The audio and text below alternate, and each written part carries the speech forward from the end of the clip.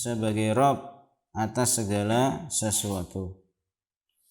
Al-mutafarridu bil khalqi, yang Allah Maha Esa dalam penciptaan. Wal milki, dan Allah Maha Esa dalam kepemilikan. Wa tadbiri, dan Maha Esa dalam mengatur urusan. Wa naf'i wa dhurri, dalam memberi manfaat ataupun menolak madarat. Wal ihya'i wal imatati, dalam hal menghidupkan ataupun mematikan. Wa nahwi dzalika, dan lain sebagainya, min af'alihi, dari perbuatannya. Kemudian beliau bawakan dalil-dalilnya, diantaranya firman Allah Subhanahu wa taala, ala lahul khalqu wal amru, ketahuilah hanya milik Allah penciptaan dan pemberian perintah. Mencipta dan memerintah itu kekhususan Allah. Ini dalil dari tauhid rububiyah. Allah satu-satunya pencipta dan yang memerintah alam. Tabarakallahu rabbul alamin, maha berkah Allah Rabb seru sekalian alam. Padalla ala tafarrudihi bil khalqi, maka itu menunjukkan tentang keesaan Allah dalam mencipta, wal amri wa nahyi wa tasri'i, dalam memerintah, melarang, dan menetapkan syariat. Demikian juga Allah Subhanahu wa taala berfirman, walillahi mulkus samawati wal ard, dan milik Allah lah kerajaan langit dan bumi. Wallahu ala kulli syai'in qadir, dan Allah terhadap segala sesuatu qadir, yaitu maha mampu. Falahu al-mulkul mutlaqu, maka hanya milik Allah kerajaan yang mutlak, yaitu kerajaan seutuhnya. Seluruh kerajaan itu adalah di bawah kekuasaan Allah Subhanahu wa taala. Kemudian beliau menyampaikan dalil yang berikutnya. Wa qala ta'ala, Allah Subhanahu wa taala berfirman, fi bayani, dalam rangka menjelaskan, annahu bahwasanya Allah al-mudabbiru, dialah yang mengatur, wahdahu, satu-satunya yang maha mengatur, la syarika lahu, yang tidak ada sekutu baginya. Yudabbirul amro, Allah lah yang mengatur al-amro, itu segala urusan. Semua urusan itu Allah yang mengatur.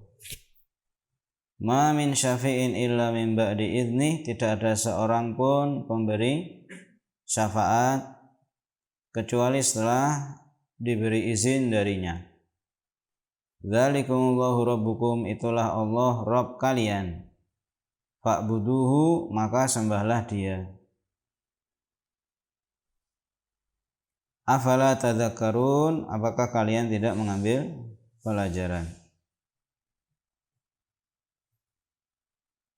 Ya, di sini maka disebutkan tadi yudabbirul amro, Allah yang mengatur segala urusan. Wa qala ta'ala, dan juga Allah mengatakan mubayyinan, dalam rangka menjelaskan, tafarrudahu, keesaannya, bil ihya'i wal imatati, dalam hal menghidupkan dan mematikan, yaitu huwallazi yuhyi wa yumit, dialah Allah yang menghidupkan dan mematikan. Nah, ini juga bagian dari tauhid rububiyah. Fa idza qada amron, jika Allah menetapkan suatu perkara. Qada di sini maknanya qada apa? Qada itu ada berapa? Ada qada syar'i, ada qada kauni, ya, ada ketetapan syariat dan ada ketetapan apa? Kauni. Kalau ketetapan syariat maksudnya apa? Ya, apa-apa yang Allah tetapkan, Allah perintahkan, Allah atur di dalam hukum-hukum agama. Itu namanya qada apa? Syar'i. Seperti wa qada rabbuka alla ta'budu illa iyyahu wa bil walidaini ihsana. Ya, perintah untuk bertauhid, perintah untuk berbakti kepada kedua orang tua, itu namanya qada syar'i, ya, qada ketetapan agama. Adapun qada yaitu kauni, itu menetapkan dalam perkara takdir. Ya, Allah menetapkan perkara apa? Takdir. Contohnya apa? Ya, ayat ini. Fa idza qada amran, jika Allah menetapkan suatu apa? Urusan, itu dalam masalah apa? Ketetapan di alam semesta ini. Fa inna ma yaqulu, maka sesungguhnya Allah cukup mengatakan kepadanya kun. Apa kun? Jadilah. Fa yakunu, maka apa? Terjadi. Berarti ketetapan ini qada syar'i atau qada kauni? Qada apa? Kauni, itu perintah yang berkaitan dengan apa yang terjadi di alam semesta. Kalau Allah ingin sesuatu terjadi, ya Allah katakan misalnya kun, maka terjadilah. Ini qada apa? Kauni. Kemudian waqala jalla wa ala, demikian juga Allah mengatakan fi bayani milkihi lin naf'i wad dharri, bahwasanya Allah itu yang menguasai, yang memiliki seluruh manfaat dan madarat. Manfaat dan madarat itu Allah yang menguasai. Wa annahu laisa hunaka ahadun, dan bahwasanya tidak ada di sana siapapun minal khalqi, dari para makhluk, qad, ya, qattu, sama sekali tidak ada, yamliku an yaf'a ahadan, yang dia menguasai atau mampu, ya, memiliki wewenang, an yanfa'a ahadan, untuk menentukan apakah dia bisa memberi manfaat bagi orang, au yadurruhu, atau memberikan bahaya, min dunillah, di luar kehendak Allah. Ya, tidak mungkin orang bisa mendatangkan manfaat atau madarat kecuali dengan izin dari Allah, karena Allah yang menguasai semuanya. Sebagaimana firman Allah Subhanahu wa taala, wa iyyamsaskallahu bidurrin, jika Allah timpakan kepadamu dengan suatu apa? Durrin, suatu mara bahaya, musibah dan semacamnya, ya, bencana dan semacam itu, fala kashifalahu, maka tidak ada yang menyingkap, tidak ada yang bisa menyingkapnya, illa huwa, kecuali dia. Maka ini tauhid apa ini? Kalau dikatakan tidak ada yang bisa menyingkap mara bahaya, musibah kecuali Allah, ini tauhid apa? Rububiyah. Dan ini sudah diyakini oleh orang-orang apa? Musyrikin. Makanya orang musyrikin kalau tertimpa musibah, dia berdoanya hanya kepada Allah. Kenapa? Ya karena mereka meyakini yang bisa menghilangkan musibah itu Allah saja. Adapun sesembahan yang lain tidak. Kemudian sebaliknya, wa in yuridka bi khairin, jika Allah menghendaki. Nah, di sini ada kata-kata yuridka, Allah menghendaki. Iradah di sini, iradah apa? Iradah ada berapa macam? Kehendak Allah itu ada dua macam. Ada namanya iradah syar'iyah, ada iradah apa? Kauniyah. Sebagaimana tadi qada, ada qada syar'i, ada qada apa? Kauni. Demikian juga iradah, ada iradah apa? Syar'iyah, ada iradah kauniyah. Kalau Allah menghendaki di dalam syariat, ya, Allah memerintahkan yang wajib dan seterusnya, itu namanya iradah apa? Syar'iyah. Ya, Allah menghendaki orang itu diciptakan untuk beribadah, untuk taat, ya kan? Itu iradah apa? Syar'iyah. Adapun iradah kauniyah apa? Ya, Allah menghendaki secara takdir. Allah takdirkan adanya iblis, adanya orang berbuat maksiat. Itu di dalam kehendak Allah atau di luar kehendak Allah? Adanya iblis, adanya maksiat di dalam kehendak Allah. Itu kehendak apa tadi? Kauni. Namanya iradah kauniyah. Apa bedanya? Kalau iradah syar'iyah itu di dalamnya terkandung kecintaan siapa? Allah. Allah menghendaki dan mencintainya. Itu iradah apa? Syar'iyah. Kalau iradah kauniyah, Allah menghendaki tapi belum tentu dicintai.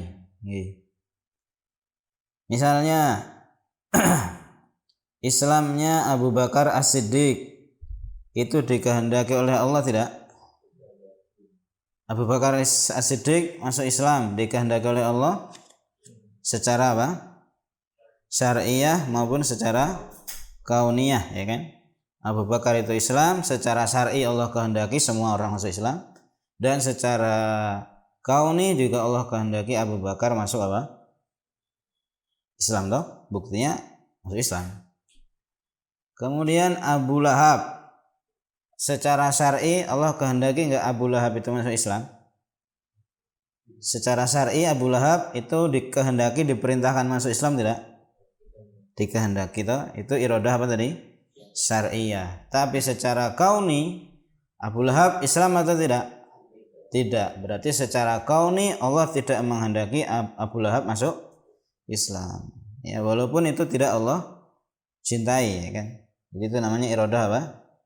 Kauni. Ya, di sana ada hikmahnya. Mengapa Allah menghendaki adanya keburukan, ada maksiat, adanya orang kafir.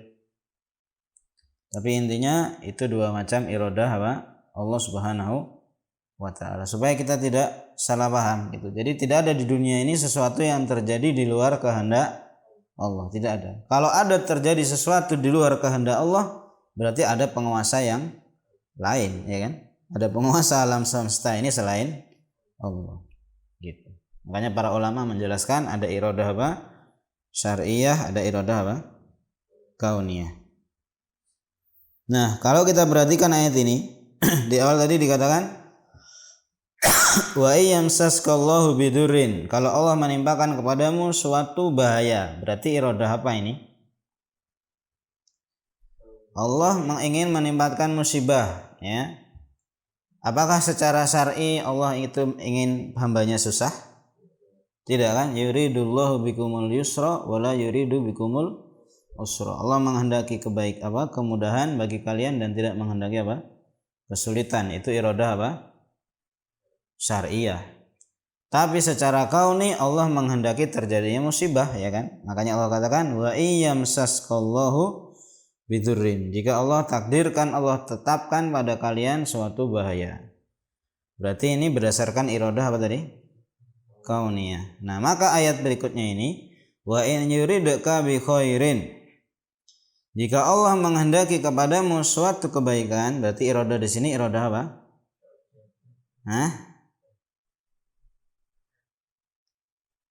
Ini konteksnya syar'iyah atau kauniyah tadi? Ayat yang awal tadi. Wa iyamsaskallahu bidurrin. Kalau Allah menimpakan suatu musibah, iradah apa? Kauniyah. Maka di sini juga iradah kauniyah. Kalau Allah ingin memberikan kepadamu suatu kebaikan, kebaikan di sini maksudnya ya tadi kebalikan dari musibah, ya kelapangan, mungkin orang dapat harta, mungkin kesehatan, ya kan? Ini iradah apa? Kauniyah. Fala radda li fadlihi, maka tidak ada yang bisa membantah apa? Keutamaannya. Artinya kalau Allah takdirkan orang itu sehat, ya sudah, orang itu sehat. Tidak bisa dibuat sakit oleh siapapun, oleh apapun, karena Allah takdirkan dia apa? Sehat. Berarti iradah syar'i atau kauni itu?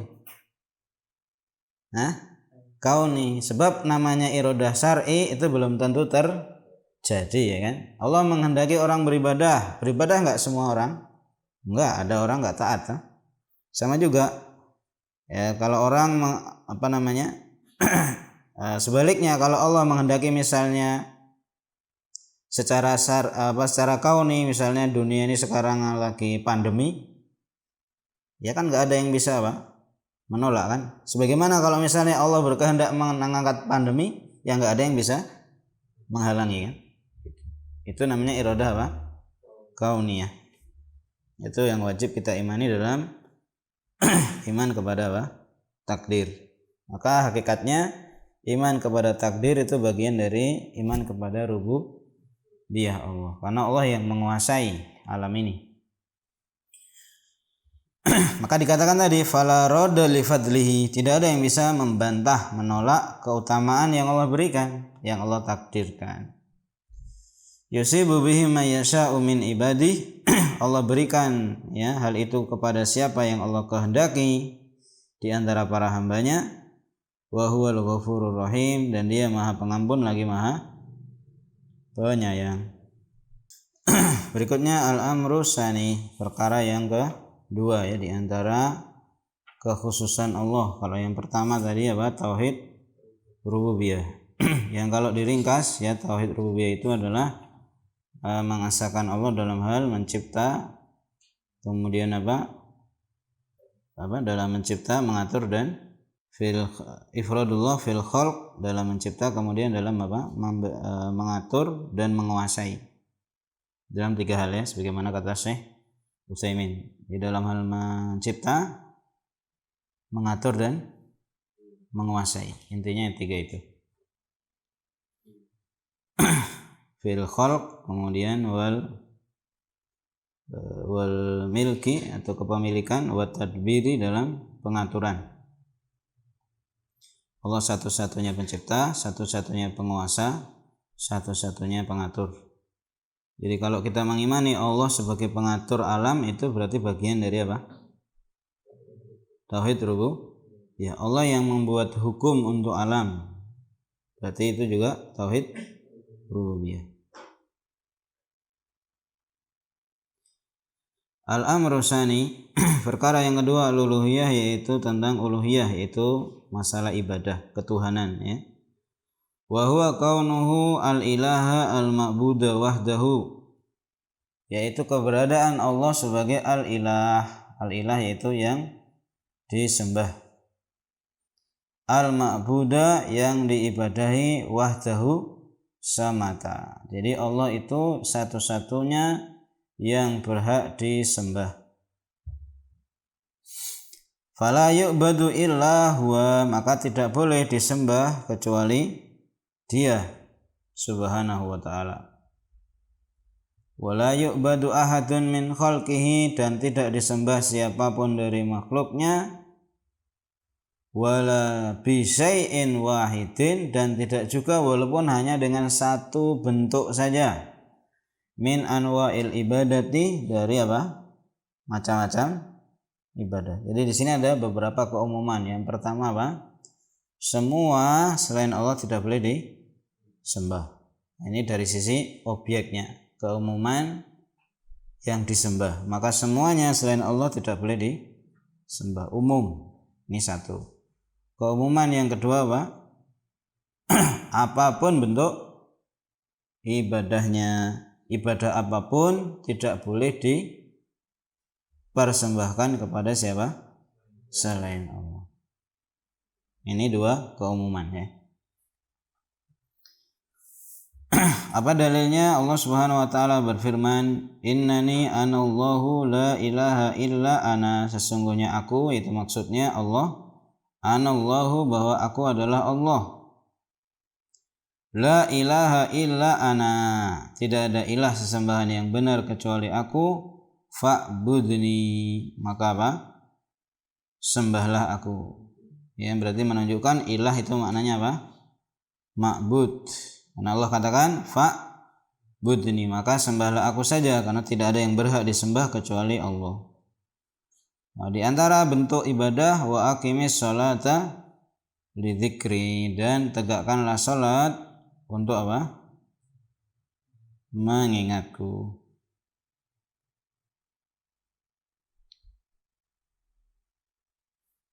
Jadi di sini ada la ilaha illa ana. Di situ terdapat tauhid apa ini? Uluhiyah. Kemudian juga Allah berfirman, wa ilahukum ilahun wahid, dan sesembahan kalian adalah sesembahan yang esa. La ilaha illa huwa, ditegaskan lagi, tidak ada ilah sesembahan yang benar kecuali Dia, Ar-Rahman Ar-Rahim. Yang kita sembah itu Allah punya sifat yang maha sempurna, diantaranya adalah maha pengasih, lagi maha penyayang. Demikian juga Allah mengatakan huwal hayyu la ilaha illa huwa. Dia Allah itu al-hayyu. Apa artinya al-hayyu? Yang maha hidup. Ya, kalau terdapat nama itu pasti terdapat apanya? Sifat. Setiap nama itu pasti mengandung sifat. Sifatnya apa? Al-hayyu punya sifat al-hayah. Hayah itu hidup. Allah itu hidup. Tetapi hidupnya Allah itu maha sempurna. Nah, di mana letak kesempurnaannya? Hidupnya Allah tidak didahului dengan kematian, ya kan? Atau tidak didahului dengan tidak ada, dan tidak diakhiri dengan kematian, ya kan? La ilaha, beda dengan manusia kan, makhluk hidupnya diawali dengan tidak ada baru ada, dan makhluk bisa mati. Adapun Allah bisa mati tidak? Tidak kan, hayyun la yamut. Allah maha hidup, tidak mati. La ilaha illa huwa. Nah, di sini tidak ada ilah sesembahan yang benar kecuali Dia. Ini mengisyaratkan bahwa yang pantas disembah itu yang maha hidup. Ya. Adapun yang bisa mati, boleh nggak disembah? Ya nggak boleh, ngurus dirinya sendiri dia nggak bisa kalau dia mati. Apalagi benda mati. Nah, lebih nggak masuk akal untuk disembah, ya kan? La ilaha illa huwa fad'uhu. Di sini ada perintah, maka berdoalah kepadanya, ya, mukhlishina lahuddin, dengan memurnikan kepadanya apa?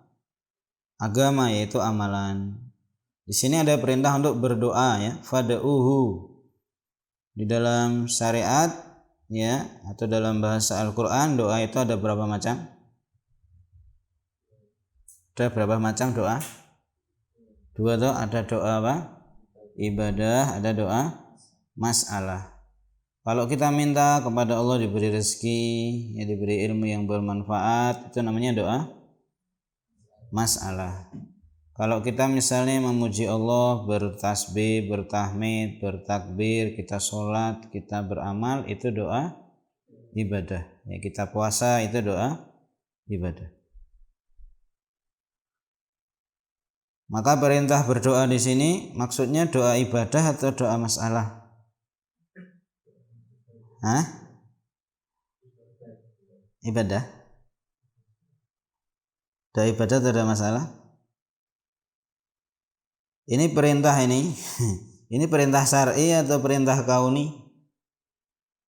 Ya, perintah kan juga ada dua kan? Ada perintah syar'i, ada perintah apa? Kauni. Fad'uhu kan perintah. Perintah ini syar'i atau kauni? Syar'i kan? Allah mencintai orang itu berdoa, ya kan? Nah, itu perintah syar'i. Berarti perintah ini ibadah, doa di sini maksudnya doa ibadah atau doa masalah? Doa apa? Ibadah. Kalau doa masalah tercakup tidak? Hah? Ya, tercakup, karena doa masalah bagian juga dari doa ibadah kan? Kalau orang berdoa kepada Allah supaya selamat, ibadah bukan? Ibadah. Doa masalah itu juga bagian dari doa ibadah. Cuma doa masalah itu khusus yang bersifat apa? Permintaan. Doa ibadah lebih luas. Maka itu yang dimaksud di sini. Jadi kalau diartikan ya dua-duanya, baik doa ibadah maupun doa apa? Masalah. Makanya ketika Allah menceritakan tentang orang musyrik, fa idza raqibu fil fulki da'allaha mukhlishina lahuddin. Ketika mereka naik kapal, maka mereka berdoa kepada Allah dengan memurnikan kepadanya apa? agama. Apakah maksudnya orang musyrik ketika naik kapal kemudian dia berdoa dia jadi Islam? Kan diceritakan itu kalau orang kafir lagi naik perahu ada ombak ada badai dia berdoanya kepada Allah saja. Apakah artinya dia terus jadi Islam di situ? Kan dikatakan dalam ayat da'awullaha mukhlishina lahuddin. Mereka berdoa kepada Allah dengan memurnikan agama. Apakah artinya ketika mereka berdoa itu mereka jadi muslim? Enggak, mereka tetap kafir, musyrik toh. Cuma mereka berdoanya hanya kepada Allah. Karena mereka tahu yang bisa menyelamatkan cuma Allah. Berarti status mereka muslim atau musyrik ketika itu? Masih musyrik. Cuma ketika terjepit dia mintanya kepada Allah saja. Gitu. Bukan berarti terus dia jadi muslim kan? Walaupun dikatakan dalam ayat mukhlishina lahud din. Karena apa? Maksudnya doa di situ doa apa? Masalah. Gitu. Dia mintanya itu kepada Allah saja. Gitu. Bukan berarti terus dia jadi ahli tauhid. Ya kan dia nggak bertobat dari syiriknya itu. Buktinya apa? Falamma najahum ilal barri idahum yusyrikun. Ketika Allah selamatkan mereka ke daratan, mereka berbuat apa? Syirik. Berarti ada bertobat dari apanya? Syiriknya. Gitu. Jadi menunjukkan orang bertauhid itu ya totalitas, nggak bisa separuh. Ketika terjepit mintanya sama Allah saja, yaitu tidak kemudian membuat jadi ahli tauhid ya. Karena orang musyrik pun seperti itu. Ya. Alhamdulillahirabbil alamin, segala puji bagi Allah Rabb seluruh sekalian alam. Demikian juga iya kana budu hanya kepadamu kami beribadah. Nah ini kalau kita belajar bahasa Arab di sini didahulukan apanya?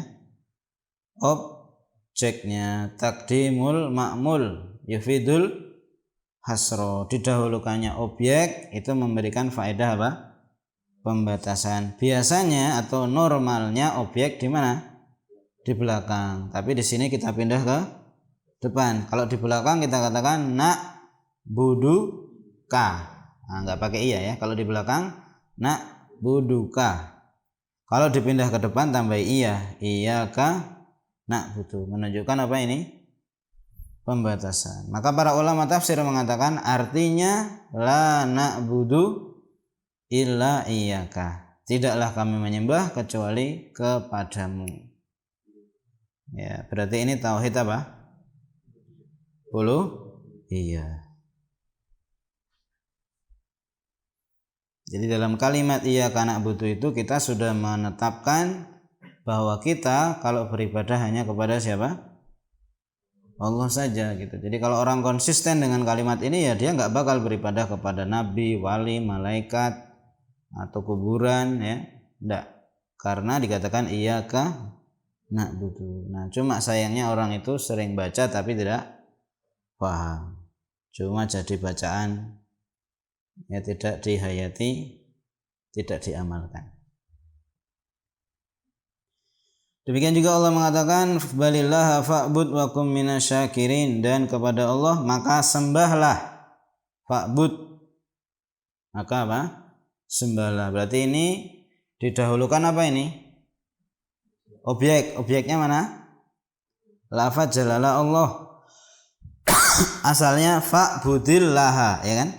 Fa'budillaha. Kita pindah objeknya ke depan jadi balillaha fa'bud. Nah, objeknya di depan. Berarti menunjukkan pengkhususan. Oh, ibadah itu untuk siapa? Allah saja. Itulah tauhid.